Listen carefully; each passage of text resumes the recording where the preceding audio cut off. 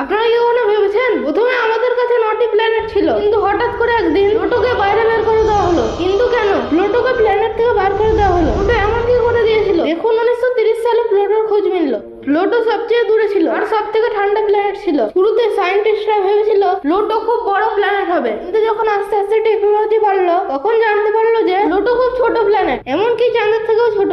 কিন্তু সমস্যা এতেও ছিল না, সমস্যা এটাই ছিল যে আরো অনেক প্ল্যানেট নিজের আশপাশে দেখা যাচ্ছিল। তখন সায়েন্টিস্টরা খুব ভাবলো এটাকে প্ল্যানেটের লিস্টে রাখবো না। তখন তারা প্রথমে এটা ডিসাইড করলো যে প্ল্যানেট আসলে কি, মানে একটা ডেফিনেশন তো থাকা দরকার, তার জন্য এটাকে প্ল্যানেট বলবো। তারপর 2006 সালে প্ল্যানেটের একটা নতুন ডেফিনেশন দেওয়া হলো। তাতে বলা হলো আমরা তাকে প্ল্যানেট বলবো যা সূর্যের আশপাশে ঘুরবে, যার শেপ গোল হবে। কিন্তু প্লুটো সূর্যের আশপাশে ঘুরতো আর তার শেপও গোল ছিল। আর সব থেকে মেইন জিনিস, তার কাছে নিজের পার্সোনাল খুব ভালো গ্র্যাভিটি থাকা দরকার, যার ফলে সে নিজের আশপাশে ছোটখাটো জিনিসকে নিজের ভেতরে টেনে নিতে পারে, বা ওই জিনিসগুলো গ্র্যাভিটির জন্য তার আশপাশে ঘুরতে লাগবে। আর এটাই পয়েন্ট ছিল যাতে প্লুটো পাস হতে পারেনি, আর এর কারণে প্লুটোকে প্ল্যানেটের লিস্ট থেকে সরিয়ে দেওয়া হয়েছিল।